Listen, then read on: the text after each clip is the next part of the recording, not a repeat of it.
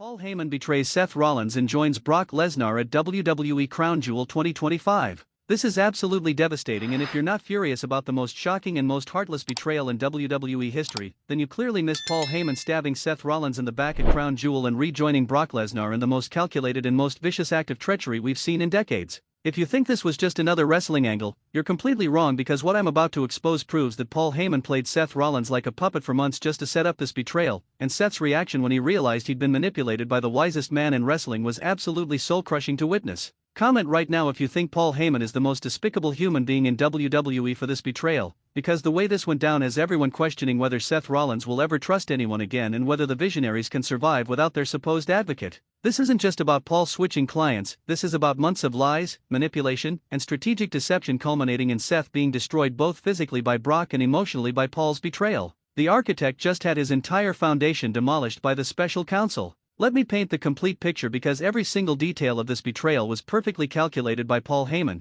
proving once again why he's called the wisest man in professional wrestling. For the past several months, Paul has been serving as Seth Rollins' advocate, helping the Visionaries gain power and dominance across WWE. Everyone thought Paul had finally moved on from Brock, that his loyalty was now with Seth and the revolutionary vision they were building together. But it was all a lie. Every word Paul spoke on behalf of Seth, every strategy Paul devised for the Visionaries, every moment of apparent loyalty and dedication, all of it was setting up this moment at Crown Jewel where Paul would reveal his true allegiance and destroy Seth in the process. The long game Paul was playing was masterful and absolutely ruthless in its execution. The betrayal happened during Seth's match at Crown Jewel, a match that was supposed to be Seth's coronation as WWE's undisputed top star. Seth was competing for the championship, and Paul was at ringside as his advocate, supposedly there to help Seth secure the victory that would cement the Visionaries' dominance. Everything seemed normal until the crucial moment of the match arrived. Here's a trivia question for the longtime fans: how many times has Paul Heyman managed Brock Lesnar to World Championship victories?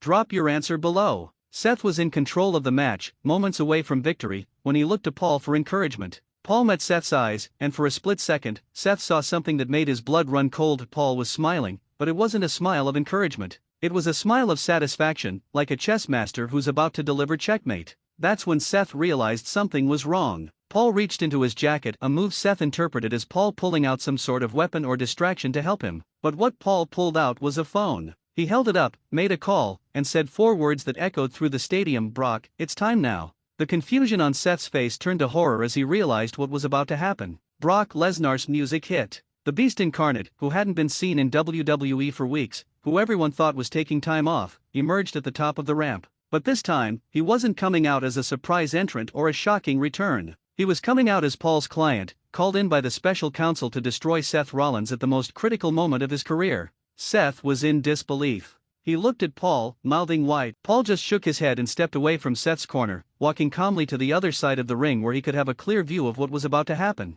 The message was clear: Paul wasn't Seth's advocate anymore. He was about to become Brock's advocate again, and Seth was about to pay the price for trusting him. Drop a comment: did you see this betrayal coming, or were you completely shocked when Paul turned on Seth? Let me know. Brock entered the ring like a man on a mission. Seth, still processing the betrayal, tried to fight back, but his mind was shattered. The psychological damage of Paul's betrayal was worse than any physical attack could be. Seth's strikes were sloppy, desperate, lacking the precision and strategy that normally defines his wrestling. He was fighting while emotionally devastated, and Brock exploited it. The beating Brock delivered to Seth was brutal. German suplex after German suplex, each one harder than the last. Each one met with Paul Heyman at ringside applauding and celebrating like he was watching his favorite artist perform. The contrast between Paul's joy and Seth's suffering was sickening to watch. This was a man who Seth had trusted being delighted by Seth's destruction. The final insult came when Brock hit the F5. As Seth crashed to the mat, unconscious, Paul Heyman entered the ring for the first time. He stood over Seth's broken body, looked down at him with those calculating eyes,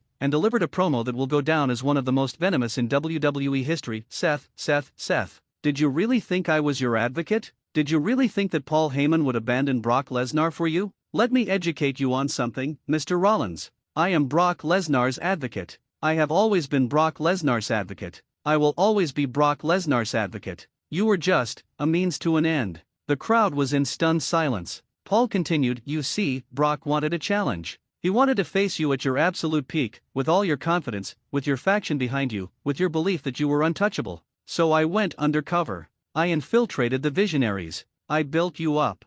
I made you believe you were going to change WWE. And all of it was so that when Brock destroyed you, when he took everything from you, the fall would be that much more devastating. Quick question: how many times has Paul Heyman betrayed a client in his WWE career? Test your Heyman history. Seth, barely conscious on the mat, was crying, not from physical pain but from emotional devastation. Paul Heyman, the man he'd trusted for months, the man he'd confided in about his plans and strategies, the man he thought was helping build his legacy, had been working against him the entire time. The betrayal was complete and crushing. Paul wasn't finished. The Visionaries? They're finished. Without my guidance, without my wisdom, they're just a group of wrestlers playing Revolution. But you, Seth, you're something special. You're a cautionary tale. You're the example I'm going to use to teach the entire WWE roster what happens when you think you can replace Brock Lesnar as the most dominant force in professional wrestling. Paul then did something that made the betrayal even more personal. He pulled out a Shield vest from his jacket, the same kind Seth used to wear when he was part of the Shield.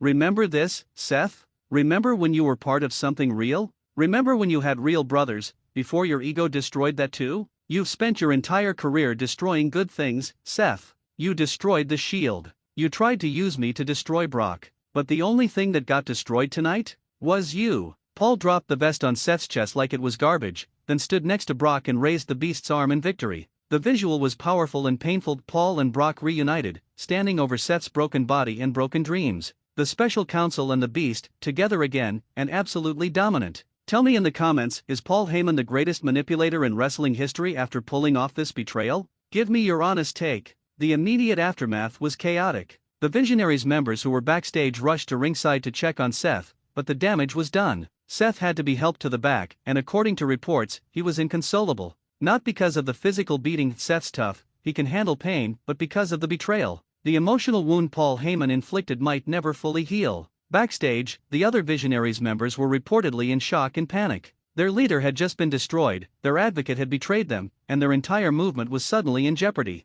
Without Paul's strategic mind guiding them, without Seth at full strength mentally, the Visionaries went from seeming unstoppable to seeming vulnerable in one night. The wrestling world exploded with reactions. Social media was dominated by discussion of Paul's betrayal. Hashtag Paul Heyman Betrayer was trending worldwide. Fans were divided. Some were calling Paul a genius for the long-term storytelling, others were calling him despicable for the cruelty of the betrayal. The discourse was everywhere. The comparison to past Heyman betrayals is inevitable. Paul has turned on clients before. He betrayed CM Punk, he's had complicated relationships with numerous wrestlers, but this betrayal might be his most calculated and most devastating because of how long he played the role and how completely he fooled everyone, including Seth. The business implications are massive. Brock Lesnar with Paul Heyman at his side again is the most dangerous combination in WWE. They're going to be positioned as the top heel act, the ultimate final boss that everyone has to overcome. The money WWE can make with this reunited duo is staggering if they book it correctly. What's your prediction? How long before Seth Rollins gets his revenge on Paul Heyman and Brock Lesnar?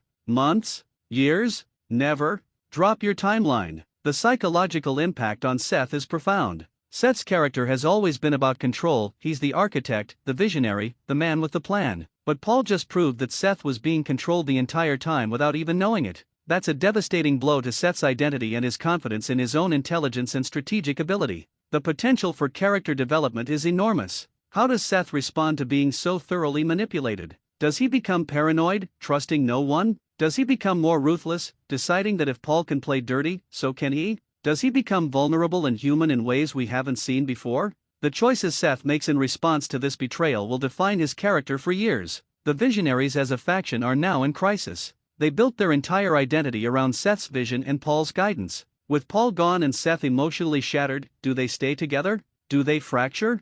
Do new leaders emerge? The instability creates storytelling opportunities but also threatens everything they've built. Brock Lesnar's position in this is interesting. Brock doesn't need Paul to be successful. He's Brock Lesnar, he's a conqueror regardless. But having Paul back gives Brock something he's lacked recently, a voice. Paul can articulate Brock's dominance in ways that make it feel even more intimidating. The reunion makes Brock more complete as a character. Paul's motivation for the betrayal is layered. On one level, it's about loyalty to Brock, Paul's greatest client, his meal ticket, his claim to fame. On another level, it's about power. Being the advocate for WWE's most dominant force gives Paul status and influence. On a deeper level, it might be about legacy. Paul wants to be remembered as the mastermind behind the greatest acts of deception and strategy in wrestling history. Here's a controversial question. Do you think Seth Rollins deserved this betrayal for being naive enough to trust Paul Heyman? Was this his own fault? Be honest in the comments. The fan investment in this storyline is off the charts. People are emotionally invested in Seth's journey, and seeing him destroyed so thoroughly creates genuine emotion, anger at Paul, sympathy for Seth, excitement about eventual revenge. When wrestling makes you feel something real, that's when it's at its best. The match possibilities coming from this are endless. Seth versus Brock in a grudge match with Paul at ringside taunting Seth. Seth trying to get to Paul but having to go through Brock. A situation where Seth has to find his own advocate to counter Paul's influence. Multi-man matches where allegiances shift. The creative possibilities are limitless. The question of whether Seth can ever trust again is compelling. If Paul Heyman, the supposed wise counselor, the veteran who Seth thought was helping him, could betray him this thoroughly, who can Seth trust? This paranoia could make Seth a more complex and more interesting character moving forward. The broader implications for WWE are significant. This storyline establishes that nobody is safe from betrayal, that long-term planning and manipulation are valued storytelling tools, and that emotional investment in characters and relationships is crucial to compelling television. WWE is sending a message about the kind of stories they want to tell. The merchandise opportunities are fascinating. Do you make wise man shirts celebrating Paul's manipulation? Do you make betrayed shirts for Seth fans? Do you create collector's items commemorating this historic moment? The marketing department has interesting decisions about how to capitalize on a heel turn that's generating this much heat. One final question before we wrap up: if you were Seth Rollins, what would be your first move after this betrayal? Revenge? Recruiting new allies? Soul searching? Give me your strategic response. The legacy implications for everyone involved are staggering. For Paul, this might be his greatest manipulation, the crown jewel of his career as the special counsel. For Brock, this adds another chapter to his legend. For Seth, this is the defining challenge of his career. Can he overcome being completely destroyed mentally and physically? Now I want to hear from you, the Wrestling Newsletter family. Tell me in the comments. Are you furious at Paul Heyman for this betrayal? Did you see this coming or were you shocked? Can Seth Rollins recover from this emotionally? Is Paul the greatest manager/advocate in WWE history? What should Seth's revenge look like? Does this make you want to see more long-term storytelling in WWE? Smash that like button if Paul Heyman's betrayal shocked you. Destroy that like button if you want to see Seth Rollins get brutal revenge on Paul and Brock. We need maximum engagement. Subscribe to Wrestling Newsletter because we're covering every development in this storyline, including Seth's path to revenge. Share this video with every wrestling fan because Paul Heyman betraying Seth Rollins and rejoining Brock Lesnar at Crown Jewel 2025 is the most shocking and most devastating betrayal in modern WWE. Paul Heyman played the long game. Seth Rollins was destroyed. Brock Lesnar and Paul are reunited. The Visionaries are in crisis. And the wrestling world will never be the same. This is legendary heel work, masterful manipulation, and the kind of storytelling that makes wrestling absolutely compelling. The special counsel just reminded everyone why he's the wisest and most dangerous man in WWE.